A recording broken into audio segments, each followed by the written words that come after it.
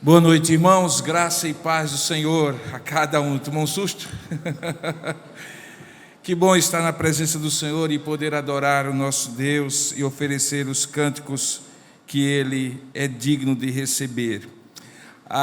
Domingo passado, eu estava dando aula na classe, uma das nossas classes de escola dominical, sobre o profeta Isaías. Quem é daqui da classe de Isaías? Tem alguns aqui, um bocado de gente.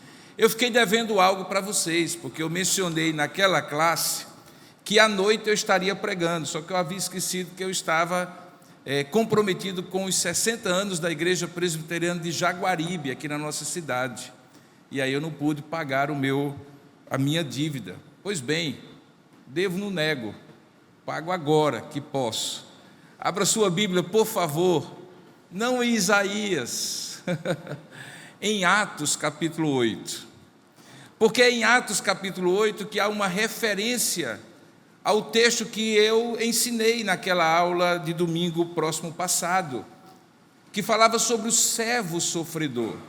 E você há de se perguntar, e o que é que isso tem a ver com Atos capítulo 8? Você verá em instantes, mas antes disso, deixe-me lhe perguntar algumas coisas.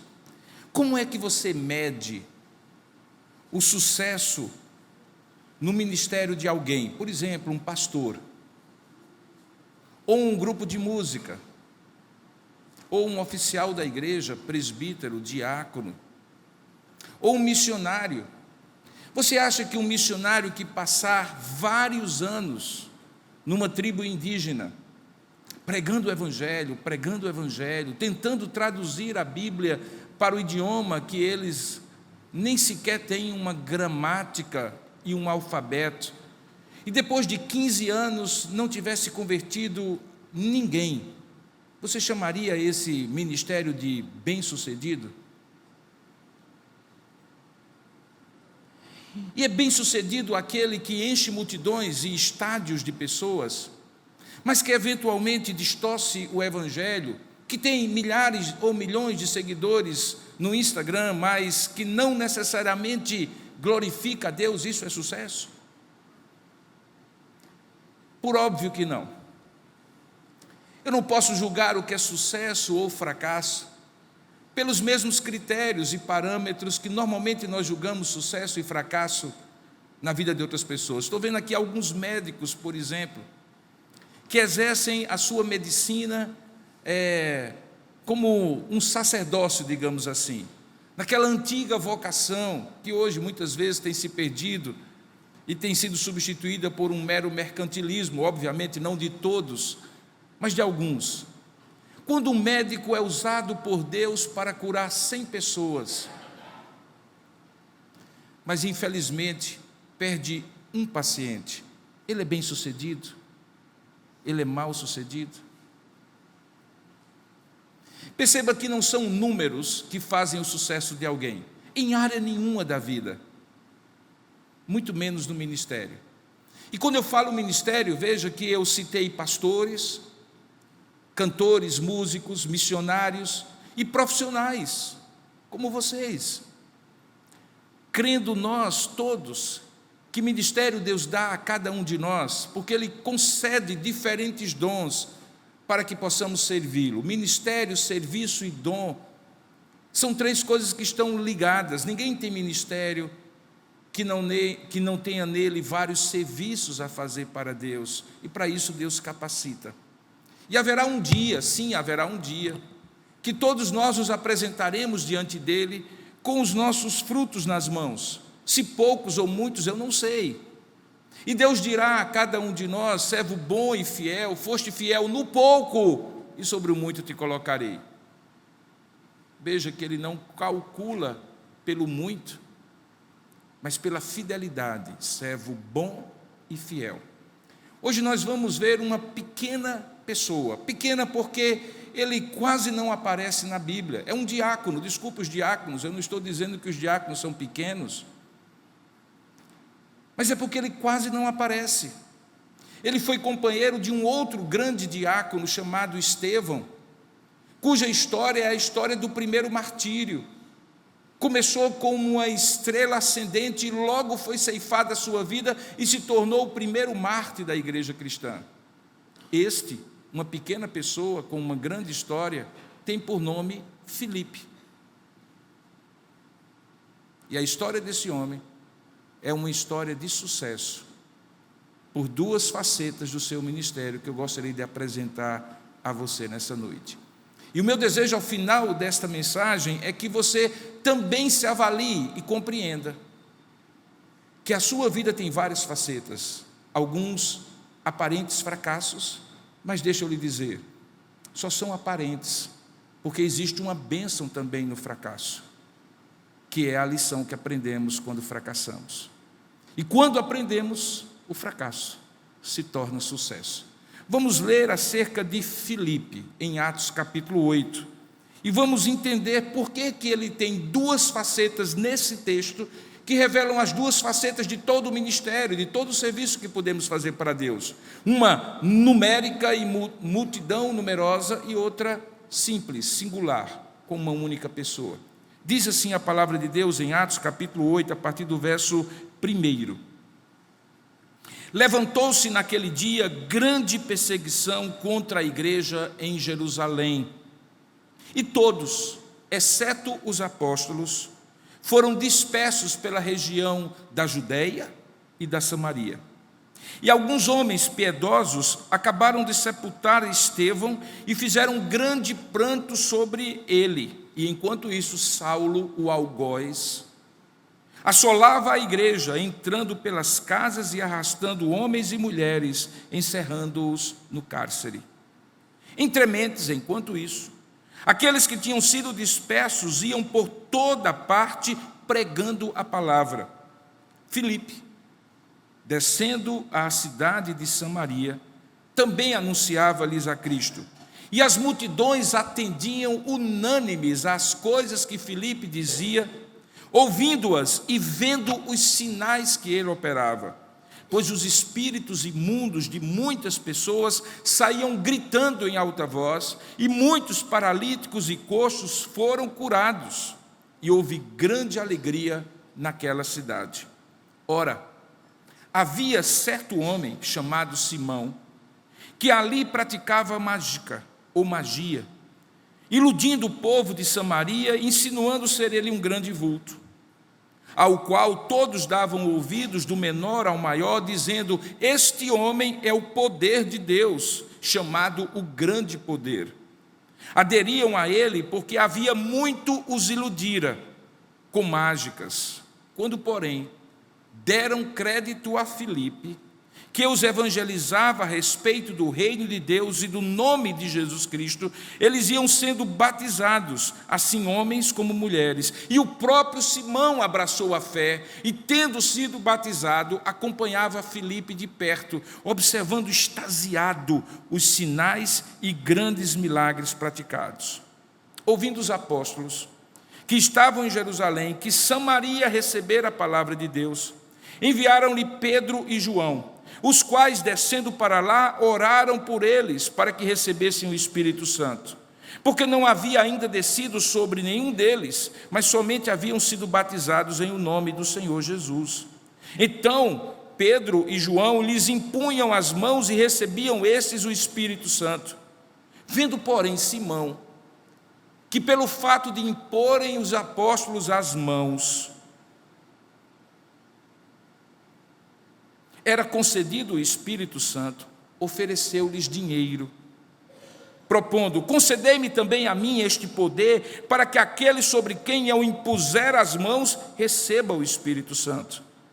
Pedro, porém, lhe respondeu: o teu dinheiro seja contigo para a perdição, pois julgaste adquirir por meio dele o que é gratuito, o que é dom de Deus. Não tens parte nem sorte neste ministério, porque o teu coração não é reto diante de Deus. Arrepende-te, pois, da tua maldade e roga ao Senhor, talvez te seja perdoado o intento do teu coração, pois vejo que estás em fel de amargura e laço de iniquidade.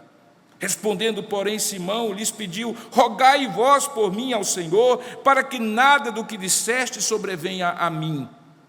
Eles, porém, havendo testificado e falado a palavra do Senhor, voltaram para Jerusalém e evangelizavam muitas aldeias dos samaritanos. Então um anjo do Senhor falou a Filipe, dizendo: dispõe-te e vai para o lado do sul, no caminho que desce de Jerusalém a Gaza, e este se acha deserto. E ele se levantou e foi. Eis que um etíope, eunuco, alto oficial de Candace, rainha dos etíopes, o qual era superintendente de todo o seu tesouro, que viera adorar em Jerusalém, agora estava de volta e, assentado no seu carro, vinha lendo o profeta Isaías. Então disse o Espírito a Filipe: aproxima-te desse carro e acompanha-o. Então, correndo, Filipe ouviu o eunuco ler o profeta Isaías e perguntou: compreendes o que vens lendo? Ele respondeu: como poderei entender se alguém não me explicar? E então convidou Filipe a subir e a sentar-se junto a ele. Ora, a passagem da escritura que estava aquele homem lendo era a seguinte: foi levado como ovelha ao matadouro, e como cordeiro mudo perante o seu tosqueador, assim ele não abriu a sua boca. E na sua humilhação lhe negaram justiça. Quem lhe poderá descrever a geração? Porque da terra a sua vida é tirada. Então o eunuco disse a Filipe: peço-te que me expliques, a quem se refere o profeta? Fala de si mesmo ou fala de algum outro? Então Filipe explicou, começando por esta passagem, anunciou-lhe a Jesus. E seguindo eles, caminham fora, chegando a certo lugar onde havia água, disse o eunuco: eis aqui água, o que é que impede que seja eu batizado? E então Filipe respondeu: é lícito, se crês de todo o coração. E respondendo ele, disse: creio que Jesus Cristo é o Filho de Deus. Então mandou parar o carro e ambos desceram a água e Filipe batizou o eunuco. E quando saíram da água, o Espírito do Senhor arrebatou a Filipe, não o vendo mais o eunuco, e este foi seguindo o seu caminho para a Etiópia cheio de júbilo. Mas Filipe veio a achar-se em Azoto e, passando além, evangelizava todas as cidades até chegar a Cesareia. Que Deus abençoe a sua palavra lida. Amém. Vamos orar nesse momento, querido. O texto é longo e eu espero que a mensagem seja direta ao seu coração. Mas eu não tenho condição de fazer isso se não for com a assistência do Espírito. Nem eu de falar, nem você de compreender. Então, nada melhor do que pedir a quem inspirou esse texto que nos explique. E é isso que nós vamos fazer agora. Ó Deus amado e querido Pai, essa escritura que acabamos de ler, nós consideramos a Tua palavra, nós assim cremos. E cremos que ela foi inspirada pelo Teu Espírito, usando Lucas, o evangelista, também escritor do livro de Atos. E agora, pela Tua graça e misericórdia, que o Teu Espírito, o mesmo Espírito que a inspirou, ilumine agora a nossa mente, abra o nosso entendimento, a nossa compreensão, e aquela mensagem que Tu separaste nessa noite para cada um de nós, possa ser proferida com fidelidade, com poder e graça, e nós possamos ouvi-la com compreensão, com espírito ensinável, e com desejo de confiar nesta palavra, e obedecer aquilo que Tu nos ensina por meio dela. Faça isso, Pai, e nós Te daremos toda a honra, toda a glória, porque é em nome e para a glória de Jesus que nós Te oramos. Amém. Queridos, eu fiz questão de ler o texto inteiro, porque me parece que esse texto descreve as várias facetas do ministério do mais improvável evangelista do livro de Atos dos Apóstolos.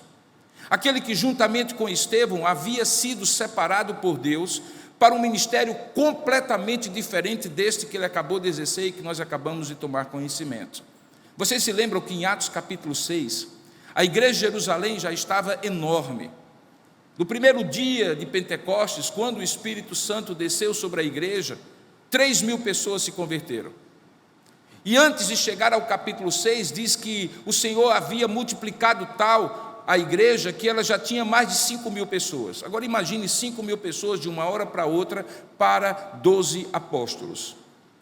E principalmente quando esses 12 apóstolos têm que se dividir em funções eminentemente pastorais e outras práticas administrativas. Eles pregavam a palavra, oravam pelas pessoas, ensinavam a doutrina dos apóstolos e ao mesmo tempo havia uma multidão de necessitados. Era costume, e ainda hoje é costume da antiga aliança, que órfãos e viúvas sejam assistidos. É lei do Senhor, na verdade. E a igreja recém-inaugurada, recém-iniciada, absorve, como judeus que eles eram no início, esse mesmo costume, essa mesma obediência.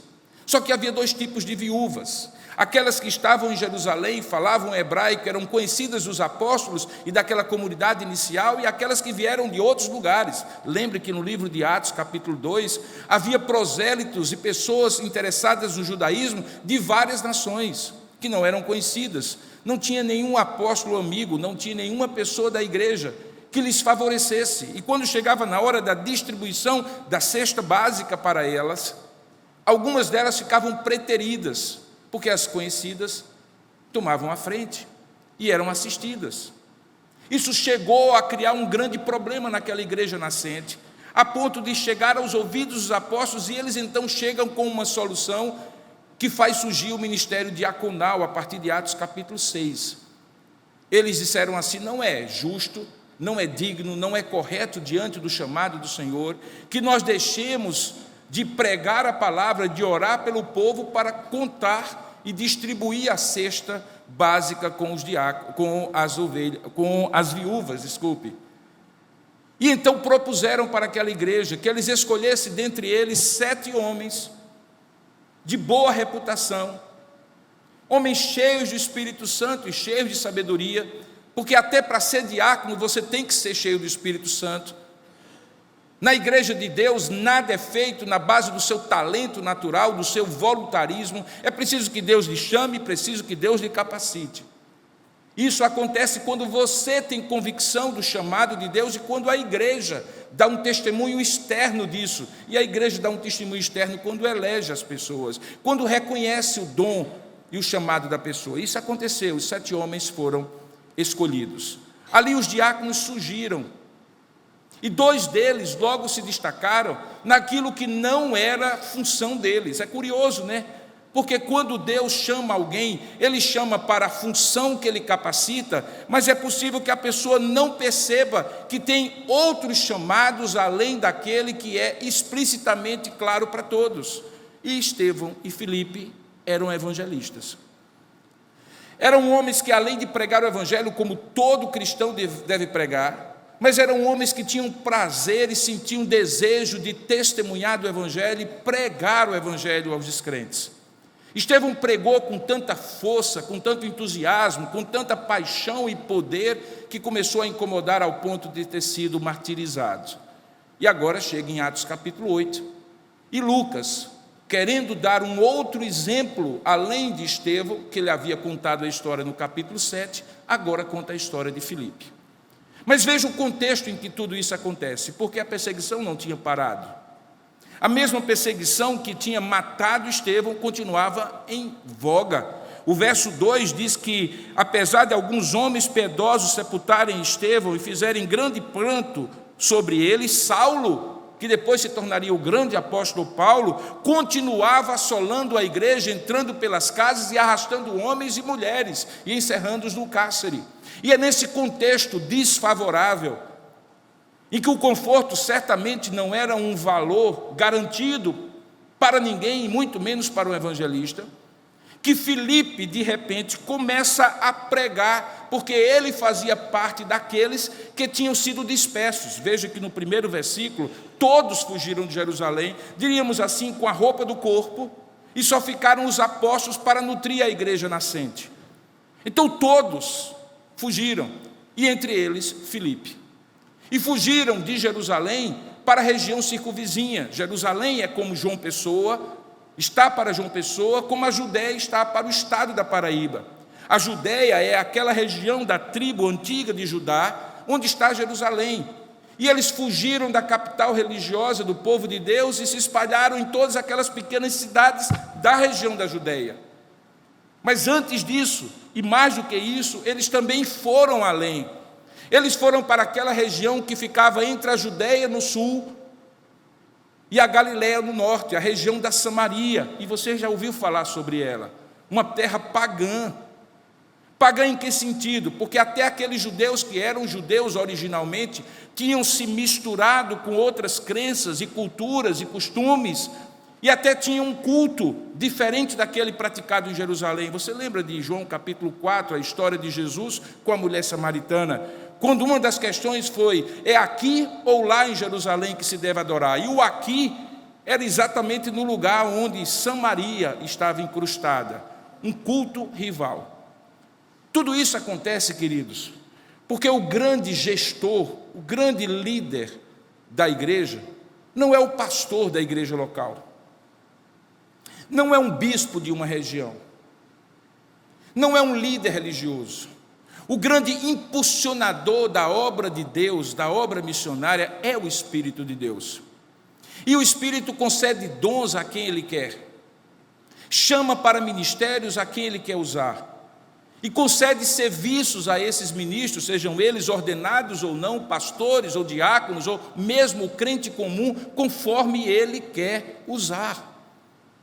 Tudo isso estava, na verdade, previsto, e mais do que isso, ordenado.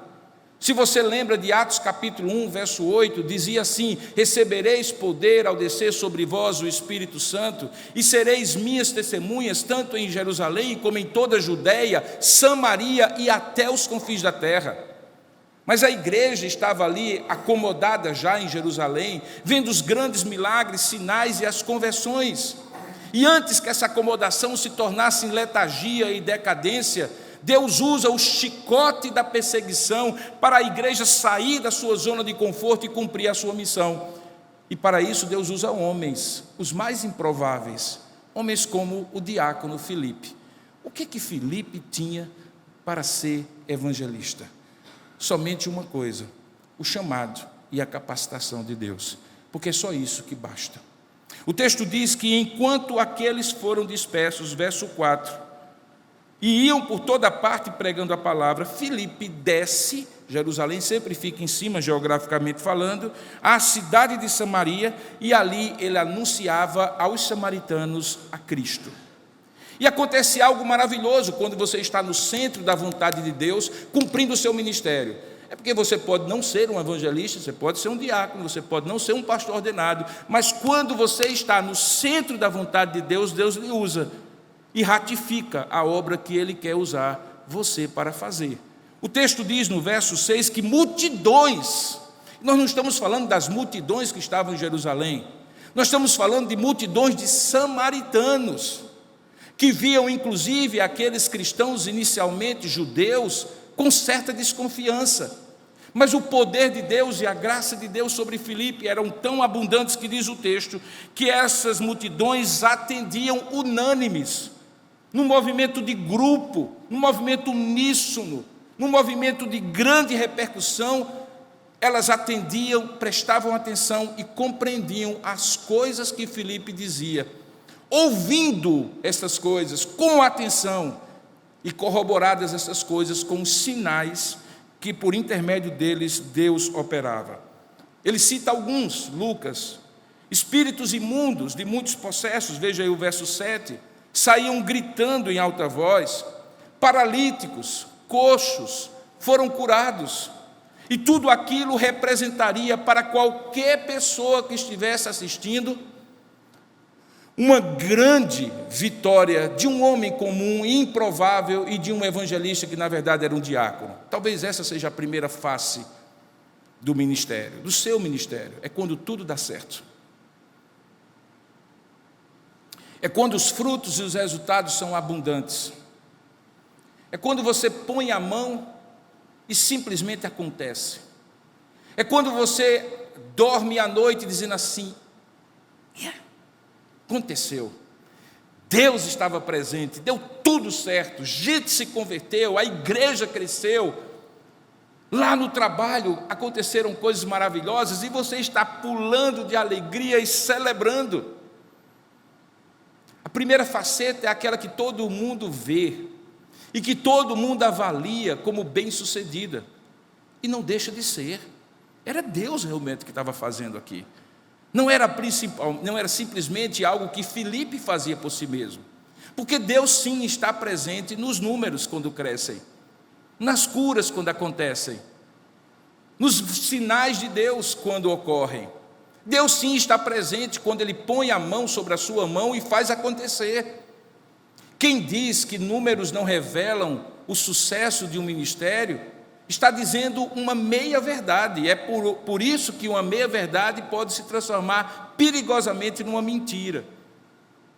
E por que é uma meia-verdade? É porque, como nós vamos ler nos restantes, e como já lemos, não é apenas no sucesso que o ministério se revela exitoso, mas é também no sucesso, é também quando tudo dá certo, é também quando você sente o vento da aventura do Senhor soprando nas suas costas e impulsionando sua vida. Isso não tem a ver apenas com ministérios que pastores e evangelistas oficialmente fazem, mas até com as coisas que no seu dia a dia você acorda de manhã e vê que elas estão acontecendo do jeito que devem acontecer. E se você fosse fazer naquela hora um relato, diria assim: Senhor, foi exatamente 100% daquilo que eu esperava, daquilo que eu pedi, daquilo que eu semeei. Deus está presente nisso. E é bom celebrar, é bom reconhecer, é bom dar glória a Deus, é bom reconhecer o que Deus está fazendo. Mas não é somente isso. Logo depois surge um outro personagem. E eu fico sempre me perguntando, por que Lucas, claro, inspirado por Deus, mas por que Lucas, no meio da narrativa sobre o todo, ele pinça algumas figuras com nomes próprios, que podem ser facilmente identificados, boas e más, positivas e negativas, para colocar no meio da narrativa? E eu sempre penso que Deus faz isso para produzir contrastes e lições. Porque enquanto tudo estava dando certo, aparece um sujeito chamado Simão. Ele não era um ilusionista, por favor, não pense assim. Ele não era alguém que, pelo gesto rápido das mãos, faz com que os seus olhos sejam traídos e alguma coisa desapareça da sua mão, dos seus olhos. Ele era mágico. Ele fazia magia ocultista. E isso produzia para aquela região uma grande repercussão. Todos achavam que ele era o grande poder, um grande vulto, até que Samaria conhece o Evangelho, até que Simão conhece o Evangelho. E quando diz o texto que todos ali começaram a ver que aquilo que Simão, veja o verso 11, fazia com eles era iludi-los, eles começaram a dar crédito a Filipe, veja o verso 12, porque eles não faziam, ou ele não fazia diante deles, os samaritanos, simplesmente sinais, porque sinais não provam nada. Sinais podem ser imitados, sinais podem ser fake. O grande adversário imita as coisas de Deus. Talvez o caso mais claro é aquelas pragas do Egito. Lembra como os magos do Egito repetiram alguns daquelas pragas, e Faraó e toda a corte ficou em dúvida se Moisés era de Deus mesmo, porque era parecido, mas nem tudo aquilo que parece ser de Deus é de Deus. E o que acontece aqui é que algo diferente estava na boca de Filipe.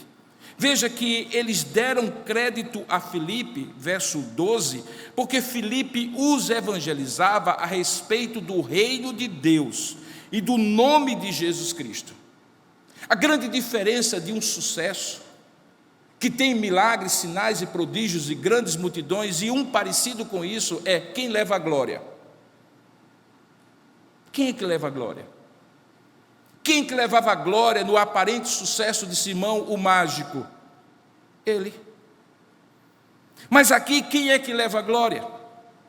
Aqui quem leva a glória não é Filipe. E o primeiro critério para você julgar quando as coisas estão acontecendo favoravelmente na sua vida e no seu ministério é se perguntar: quem está levando a glória? Porque logo, logo, se você tentar roubar a glória que é de Deus e que Ele não dá a ninguém, sucesso se transforma em fracasso. Talvez este seja o grande risco de todo servo de Deus que é bem sucedido no ministério. Seja um pregador, seja um cantor, seja um diácono, seja alguém que trabalha com a multimídia. Imagina que coisa maravilhosa o que os meninos da multimídia, da mídia fazem. Você já viu o story da igreja? É cada foto. É verdade que as minhas sempre estão com biquinho, mas eles dizem porque eu faço biquinho toda hora. Mas as dos demais são fotos maravilhosas, os melhores ângulos. Eles colocam filtros, colocam numa sequência maravilhosa. E você diz assim: que culto abençoado, só vendo as fotos. Mas de repente pode ser que eles vão lá e voltem lá no Instagram e digam assim: Senhor, como eu sou bom com fotografia, né? Ou os meninos de louvor possam de repente dizer: como deu tudo certo, porque nós fizemos o certo, porque ensaiamos bem, porque fizemos a nossa parte de menor maneira, Deus dá um pouquinho de glória aqui para nós. Só que a glória vicia. E Simão o Mago, como nós iremos ver posteriormente, quando viu uma manifestação ainda maior do poder de Deus, ele já não se contentou em simplesmente abraçar a fé e ficar assim coladinho, como diz o texto que ele ficou com Filipe. Veja no verso 13, que o próprio Simão abraçou a fé e, tendo sido batizado, olha, se tornou membro da igreja presbiteriana de Samaria, começou a acompanhar Filipe de perto e observava extasiado os sinais e grandes milagres praticados. Eu quase consigo tirar um retrato do coração de Simão o mágico, dizendo assim: e quando será a minha vez, hein? E quando será a minha vez, hein? E quando será a minha vez? Que eu vou fazer a mesma coisa que Filipe faz, e os sinais, milagres, sinais e prodígios acontecerão. Quando será a minha vez? Filipe, estou aqui, hein? Picado pela mosca azul da vaidade que ele alimentava no seu ocultismo anterior, ele achou que era só mudar a polaridade e deixar de fazer em nome de quem quer que seja e passar a fazer em nome de Deus. Mas o critério é quem leva a glória. Quem leva a glória? Todo ministro de Deus é testado na sua vaidade e no seu orgulho quando ele é levado a pensar: foi por minha causa. Toda pessoa que é usada por Deus corre o risco de cair nas garras de Satanás, aquele que é o grande vaidoso e orgulhoso da história, que também olhou para si e disse assim: eu tenho direito até de ser igual a Deus. E o que é que Satanás queria quando ainda era Lúcifer? Um pouquinho, ou talvez toda a glória de Deus. Porque, como a gente vai ver, Simão também quis toda a glória para ele. Logo a cena muda, porque no capítulo 8, verso 14, o narrador Lucas joga o olhar de quem está lendo lá para Jerusalém. Tudo isso está acontecendo aqui em Samaria. E ele joga o olhar do leitor lá para Samaria, quando diz assim: ouvindo os apóstolos, onde é que estavam? Eles estavam em Jerusalém. Que Samaria, onde Simão estava e onde Filipe estava, receber a palavra de Deus, eles mandam 2 emissários apostólicos, Pedro e João. E Pedro e João chegam lá e descobrem que ali estava acontecendo um momento de transição, que alguns chamam de Pentecostes samaritano, inclusive. Porque como a promessa de Deus era para Jerusalém, Judeia, Samaria e até os confins da terra, o Espírito Santo não era apenas e tão somente para os judeus que estavam em Jerusalém, como selo da promessa de Deus.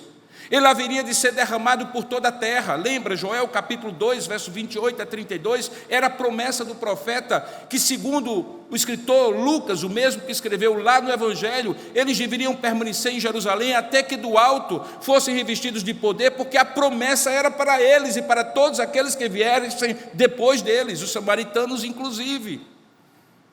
O que havia acontecido lá no dia de Pentecostes agora precisava acontecer em Samaria. E acontece.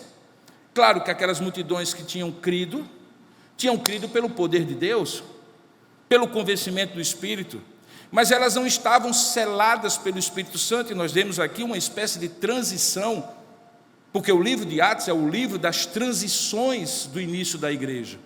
Precisava que os apóstolos fossem lá, verificassem se aquilo que eles criam era de fato o Evangelho, e orassem por eles.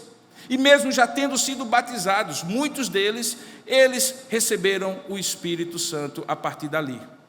E ao receber o Espírito Santo a partir dali, diz o texto no versículo 18, que vendo porém Simão, e agora era o grande poder acima do grande poder, vendo porém Simão que pelo fato de imporem aos apóstolos as mãos era concedido o Espírito Santo, aí ele caiu no segundo critério que avalia o sucesso de um ministério.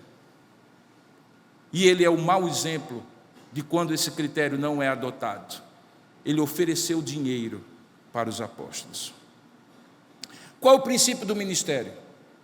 De graça recebestes, de graça dai. Qualquer pessoa que faz o serviço de Deus por causa do dinheiro, cai no critério da graça recebida, que deve ser feita de graça. É verdade que alguns se dedicam exclusivamente ao ministério, e da mesma maneira como o obreiro é digno do seu salário, porque não se deve atar a boca do gado que debulha a ceifa, a esses nós mantemos, como os levitas da antiga aliança eram mantidos, para se dedicarem só ao serviço do Senhor. Mas nenhum deles podia, por exemplo, criar uma renda própria, porque precisava ser mantida pelo povo. O critério aqui, mesmo quando você tem pessoas bivocacionadas, que eventualmente têm um sustento e uma renda, e se dedicam a Deus em algum tipo de ministério, seja de dedicação exclusiva, parcial, ou mesmo dedicação completa e integral, é que na motivação do coração não pode haver o desejo de ganhar dinheiro. Mas veja como Simão cai. Qual é a conta que ele faz? A conta que ele faz é simples. Esse pessoal veio de Jerusalém. Esse pessoal é de uma hierarquia maior do que Filipe. Deve ser mais caro. O passe deles deve ser mais caro. A autorização deles deve ser mais cara. E veja, eles fazem coisas que Filipe não fazia.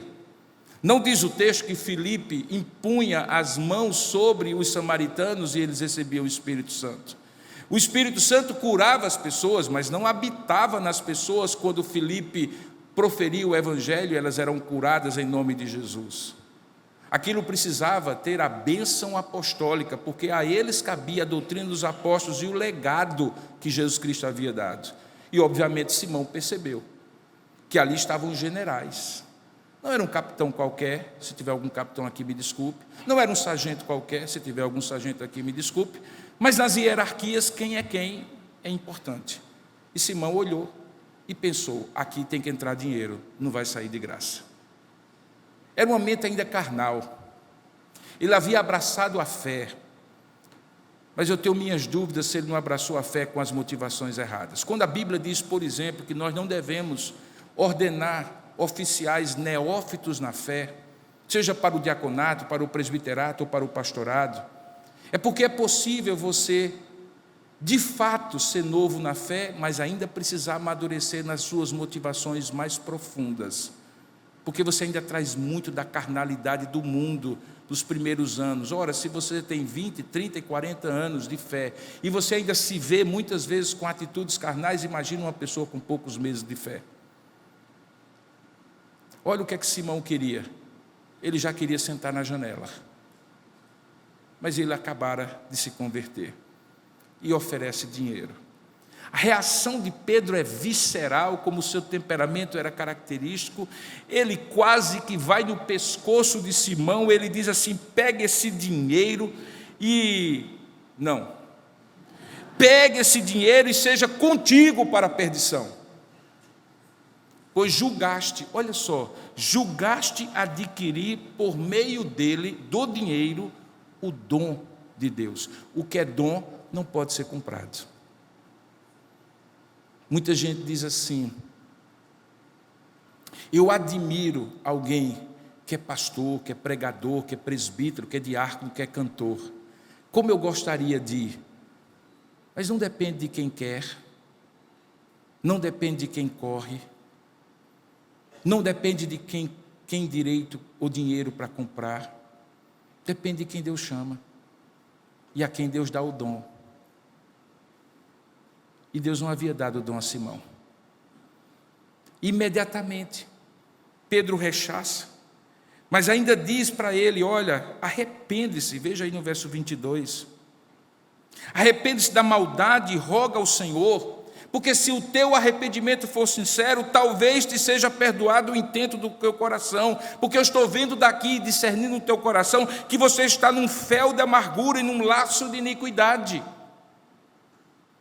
Aqui é o contraponto, irmãos, de que o sucesso comprado na base do dinheiro ou do interesse pode ser sucesso aos olhos dos homens, mas jamais será sucesso aos olhos de Deus.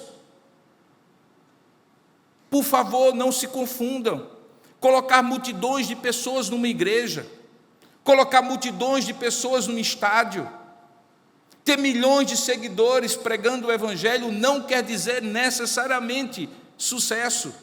Certamente não sou eu nem você que vai julgar o servo alheio, porque se ele se diz servo de Deus, é Deus que o julga, mas pelos frutos conhecereis, e um dos frutos é a ganância daqueles que, usando do ministério, resolvem se tornar ricos por causa do ministério, ou usando o ministério. E quantos escândalos, não é verdade? Que nós nos envergonhamos. Quantas tristezas nós temos que curtir ao termos que baixar a cabeça e ouvir muitas vezes pessoas falando mal de servos que supostamente deveriam servir a Deus, bem sustentados certamente para poderem se dedicar com tranquilidade ao ministério, mas resolvem se tornar ricos como Simão, porque não compreenderam que a face do ministério não pode ser comprada. Tem que ser motivada por gratidão, porque de graça recebestes, de graça dai. Essa história está quase acabando. E como se Deus quisesse dar uma outra faceta, num outro ângulo, Lucas é usado para contar uma história, queridos, que eu diria que é absolutamente inusitada, sem sentido, sem noção, sem lógica alguma. O que você diria a um grande evangelista como Filipe, que está no meio de uma grande campanha evangelística, lotando estádios todas as noites, pregando, gente se convertendo, sendo curada, demônios sendo expulsos? O que você diria? Continue, conserve. Se Deus está abençoando, é porque Deus quer que você continue fazendo. Sim, mas algumas vezes não, porque quem manda no ministro é o Senhor que o chama, e quem manda no ministério é Deus quem convoca. E aí de repente acontece um ponto de completa inflexão, inusitado, inesperado, improvável, ilógico do ponto de vista humano. Diz o texto no versículo 26 que aparece um anjo e fala a Filipe. E olha o que ele fala a Filipe: dispõe-te, levanta e vai para o lado do sul, no caminho que desce de Gaza mesmo, a faixa de Gaza, até Jerusalém. Mas olha o detalhe: e esse caminho está deserto. Que contraste! Multidões em Samaria precisando ouvir o evangelho, um evangelista pregando o evangelho e sendo bem sucedido, e Deus diz assim: deixa a multidão e vai para o deserto. Faria sentido para você? Nenhum. Mas o texto diz que Filipe, que conhecia o Senhor, se levantou e foi. E aqui nós encontramos a terceira faceta do ministério, que é a faceta do encontro privado, que nem um olho vê, e que acontece na vida de cada servo de Deus. Eu costumo dizer que não tem relatório de presbitério que possa expressar às vezes que um pastor de madrugada é chamado para acalmar um casal que está às turras. Eu costumo dizer que não há relatório de presbitério que consiga quantificar as vezes que na madrugada um pastor ora pelas suas ovelhas. Escuta os seus telefonemas, quando não tem a quem recorrer mais. Não há relatório de presbitério e não aparece em canal nenhum cristão como grande sucesso, às vezes, que o pastor, junto com os presbíteros e algumas vezes com os diáconos, vara a madrugada, preocupado com a igreja, quando todos estão dormindo. Não há relatório. E é o que acontece aqui. Nós só sabemos porque Deus deixou registrado. Para quê? Para que a gente aprenda a terceira faceta, que o sucesso não é necessariamente somente quando as multidões estão sendo alcançadas, mas quando uma pessoa só é alcançada. E quem é essa pessoa? É descrito aqui, no verso 27. Era um etíope, eunuco. Não quer dizer que ele era castrado, significa apenas que ele era consagrado, sem nenhuma relação familiar, não tinha mulher nem tinha filhos, dedicado para, na corte de uma rainha chamada Candace, da Etiópia, servi-la com uma função muito nobre. Ele era o superintendente de todo o tesouro, o ministro da economia, das finanças daquele reino.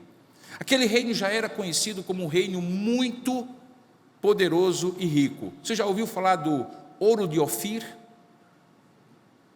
Ofir ficava na Etiópia. De lá, a rainha de Sabá, já ouviu falar dela? Tinha vindo visitar Salomão e, segundo o texto sagrado, havia trazido inúmeros tesouros para presentear Salomão ainda na antiga aliança, para que ele pudesse compartilhar com ela um pouco da sabedoria.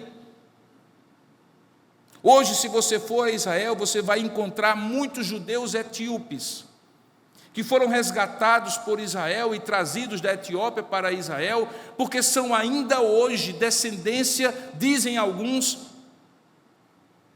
do casamento que teria acontecido entre a rainha de Sabá e Salomão.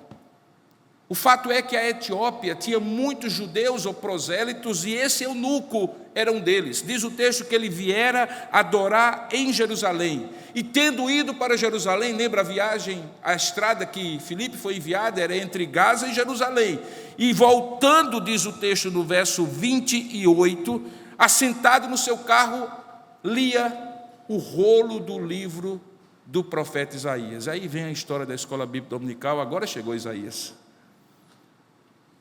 E no rolo do livro, que ele tinha uma cópia, e só tinha uma cópia porque era muito rico, porque naquela época não tinha Bíblia barata, cada cópia era manual.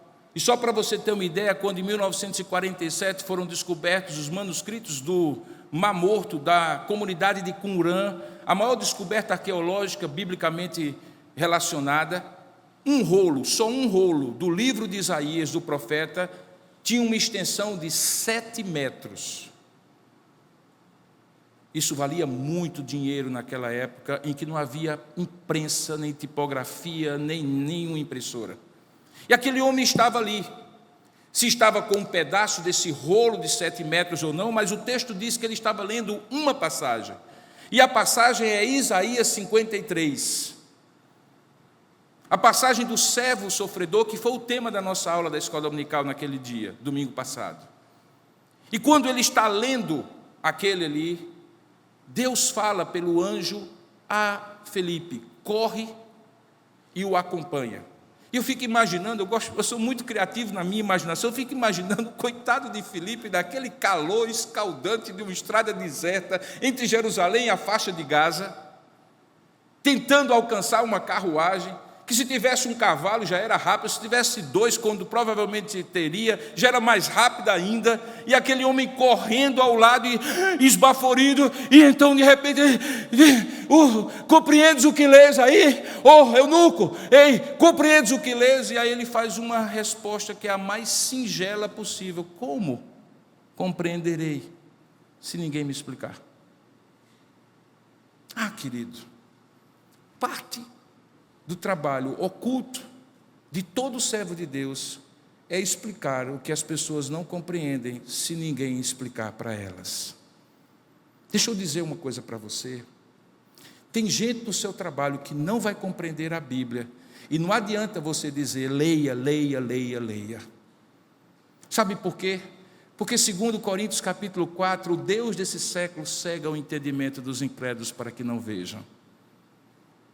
É preciso que alguém explique, e quando um servo de Deus cheio do Espírito Santo, como Filipe, explica, o Espírito tira as camadas de cegueira do olho daquele que está lendo sem entender, e ele passa a compreender. Não foi assim que aconteceu com você, não. Tem gente aqui que já me contou a história de como já lia a Bíblia e não entendia nada, até que o Espírito de Deus usou alguém que falou para essa pessoa e as escamas da cegueira caíram. De repente a Bíblia se tornou um livro conhecido, amado, desejado e esclarecido, porque Deus usa no oculto e na privacidade servos de Deus para alcançar uma única pessoa, que precisa apenas de uma coisa, queridos, que alguém explique.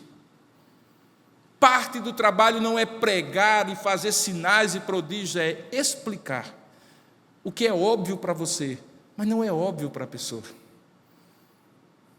Portanto, aquela pessoa do seu trabalho, o seu colega de colégio, a sua vizinha chata, o seu chefe intransigente, ele pode ser um eunuco no caminho deserto que Deus colocou na sua vida para você ter paciência e explicar. Uma vez, 2 vezes, 15 vezes. E se você me perguntar, e quando é que eu vou saber que eu estarei jogando pérolas aos porcos? É melhor você não esperar por esse momento e continuar explicando, até que não seja mais possível.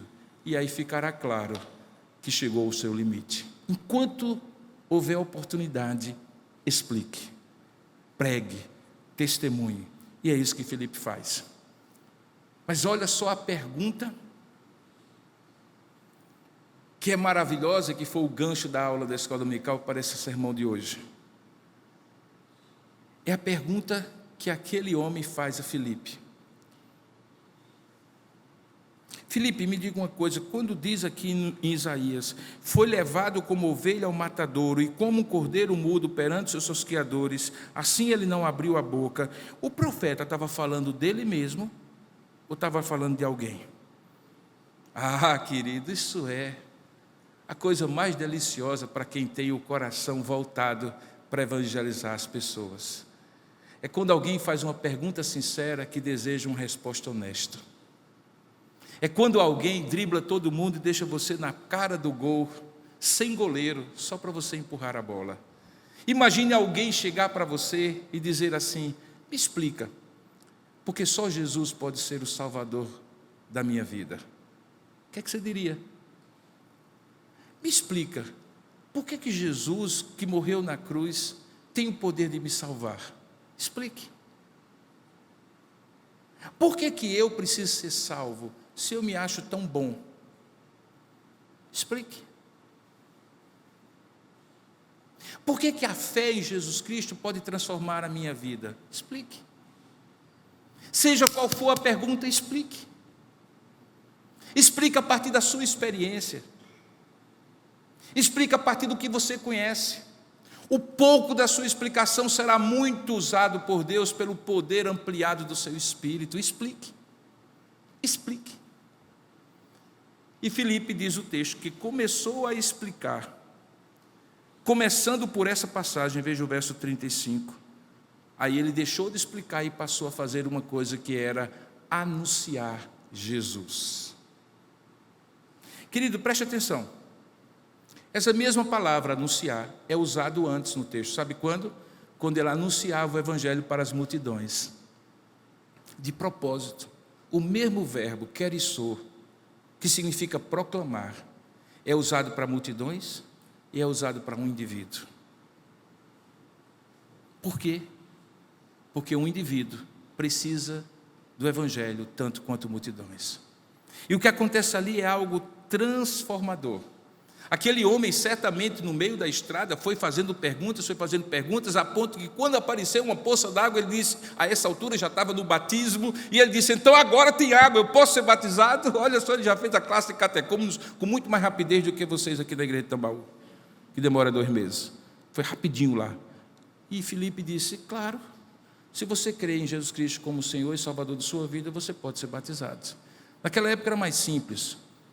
Por que era mais simples? Porque quando alguém dizia Jesus é o Senhor, ele corria risco de vida. Então ele pensava 1, 2, 3, 10, 15, 20 vezes antes de proclamar Jesus como seu Senhor e Salvador. Hoje é mais simples e por isso precisa ser mais cuidado.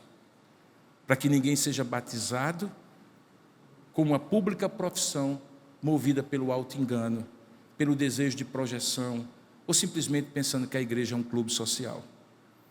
Aquele não era o caso, e aquele homem é batizado, e diz o texto de uma maneira maravilhosa, verso 39, que quando eles saíram da água, o Espírito Santo arrebatou a Filipe.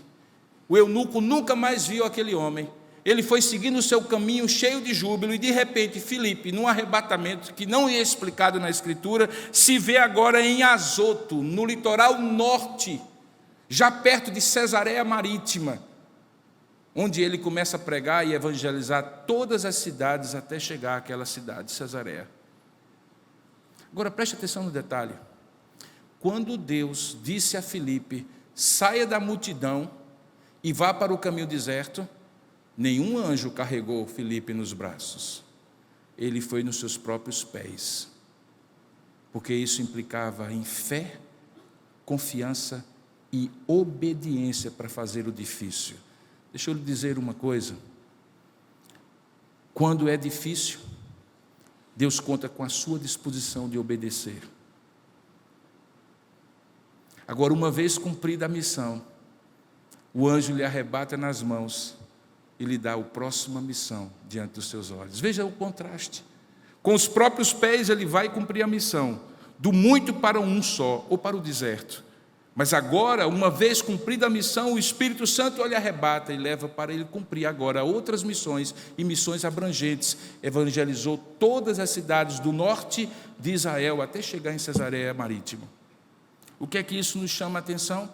A terceira face, de como uma pessoa pode valer tanto para Deus como uma multidão. Por isso, uma pessoa também é face do ministério que Deus tem na sua vida, por seu intermédio. Alguns domingos atrás eu preguei sobre o homem que evangelizou Billy Graham. E agora eu vou fazer um teste impossível de você passar. Como era o nome dele mesmo? Mordecai Ham. Olha só, Fernando ganhou uma Bíblia de presente do pastor, versão especial, que eu trouxe agora comigo. Só o Fernando lembrava. Alguém mais lembrava aqui? Não vale agora, porque você não vai ganhar a Bíblia, de qualquer maneira. Mordecai Ham. Um anônimo. Deus deu a graça de Filipe ficar registrado na Escritura. Mas sabe para quê? Para inspirar a nossa vida. Porque nas várias faces do ministério, pequenas pessoas que têm grandes histórias são usadas diante de Deus com multidões, são usadas diante de Deus com indivíduos. Sabe qual é a minha expectativa ao encerrar essa mensagem? Quem vai ser o sujeito que amanhã, na segunda-feira, ou na semana que se inicia hoje, Deus vai lhe tirar, separar e dizer: acompanhe essa carruagem. Pergunta se ele está entendendo. Explica com paciência e o leva a Cristo, anunciando-lhe o Evangelho. Quem vai ser? Eu não sei, mas o desafio está posto diante de você, porque as facetas do ministério nem sempre são aquelas que todo mundo vê, frequentemente são as que ninguém vê, e Deus usa da mesma maneira. Que você diga tão somente: eis-me aqui, Senhor, envia-me a mim, seja para onde for, para cumprir a tua missão. Que Deus o abençoe. Amém. Curva a sua cabeça por um instante. Eu gostaria de orar com você e por você ao final dessa mensagem, desejando que você seja profundamente abençoado e desafiado a ser um Filipe, mesmo que você não seja um apóstolo, mesmo que você não seja sequer um diácono, que tem uma outra missão importantíssima, mas que não era a mesma missão que Filipe acabou exercendo. Ó Deus amado, nós somos privilegiados por Te conhecer. Nós já somos agraciados com o Teu Evangelho, Pai. E nós que somos pecadores remidos, ainda somos mais agraciados ainda quando o Senhor nos dá ministério. E para tanto nos dá dons, serviços, que o Senhor distribui como queres, a quem Tu queres e com o propósito que Tu queres. Nenhum de nós está aqui realmente transformado por Ti, com um coração vazio de dons e de chamados. A grande questão, meu Deus e meu Pai, seremos fiéis no pouco, para eventualmente sobre o muito o Senhor nos colocar aqui na terra ou até mesmo no céu? Rogamos, ó Pai, que como Filipe nós sejamos confiantes e obedientes a Ti, a ponto de estar diante da multidão e vendo o sucesso daquilo que nós fazemos, mas também estar com um indivíduo só no caminho deserto, simplesmente explicando o Teu Evangelho.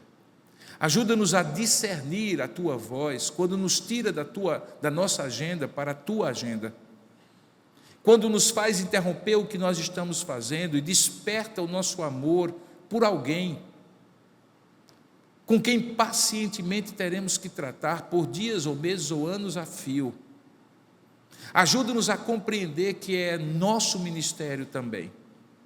Retira de nós toda vaidade e orgulho de mensurar a nossa vida por números apenas, mas ajuda-nos a ser fiéis a Ti, naquilo que o Senhor nos chama a fazer. Cada um de nós, com a nossa profissão, no nosso lugar, com as nossas pessoas e oportunidades que o Senhor nos der.